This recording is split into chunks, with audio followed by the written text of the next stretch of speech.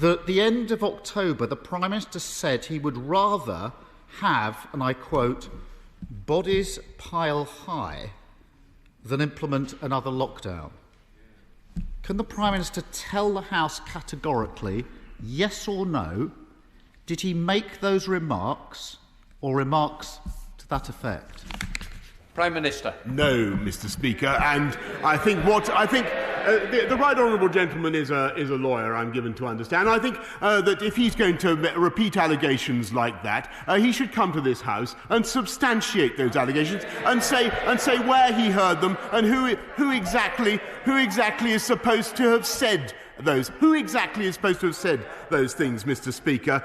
Because what I certainly can tell him, and he asked about the October decisions, they were very bitter, very difficult decisions, as they would be for any Prime Minister, Mr. Speaker, because no one wants to put this country into a lockdown with all the consequences that means for loss of education, for the damage to people's life chances, to the huge medical backlog that it entails. Well, somebody here isn't telling the truth. The House will have heard the Prime Minister's answer, and I remind him the ministerial code says, and I quote, "Ministers who knowingly mislead Parliament will be expected to offer their resignation." I'll leave it there for now. Turning to another issue, there'll be further on this, believe you me, who initially, and Prime Minister, initially is the key word here, who initially paid for the redecoration of his Downing Street flat? Prime Minister.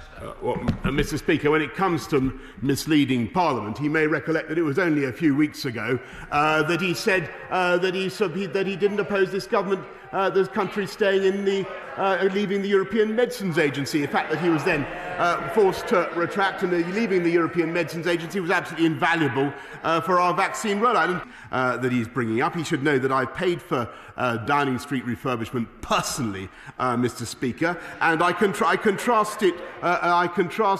Any further declaration that I have to make, I will, if any, I will be advised upon by Lord Guide. But if he talks about housing costs, Keir Starmer. Mr. Speaker, normally when people don't want to incriminate themselves, they go no comment.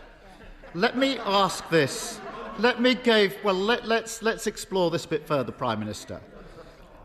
Let's ask it a different way. Either, this is the initial invoice, Prime Minister, initial invoice, either the taxpayer paid the initial invoice, or it was the Conservative Party, or it was a private donor, or it was the Prime Minister. So I'm making it easy for the Prime Minister. It's now multiple choice. There are only 4 options. It should be easier than finding the chatty rat, Mr. Speaker. So I ask the Prime Minister again, who paid the initial invoice, Prime Minister, for the redecoration of the Prime Minister's flat, the initial invoice? Prime Minister. Mr. Speaker, I've given him the answer, and the answer is I have covered the costs, and I think most people will find it absolutely bizarre. And of course, there's an Electoral Commission investigating this, and I can tell him that I've conformed in full with the Code of Conduct, with ministerial code, and officials have been have been advising me throughout this whole thing. But I think people will think it absolutely bizarre that he is focusing on this issue. This is a Prime Minister who, during the pandemic, was nipping out of meetings to choose wallpaper at £840 a roll. Just last week, he spent his time phoning journalists to moan about his old friend Dominic Cummings. And he's telling the civil service to find out who paid for the redecoration of his flat. The Cabinet Secretary has been asked to investigate who paid for the refurbishments in the flat. Why doesn't the Prime Minister just tell him? That would be the end of the investigation. Mr. Speaker, it's been widely reported that Lord Brownlow, who just happens to have been given a peerage by the Conservative Party, was asked to donate £58,000 to help repay for the cost of this refurbishment. Can the Prime Minister, if he's so keen to answer, confirm, did Lord Brownlow make that payment for that purpose?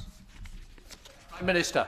Mr. Speaker, I think I've answered this question several times now, and the answer is that I have covered the costs. I have met the requirements that I've been obliged to meet in full, and when it comes to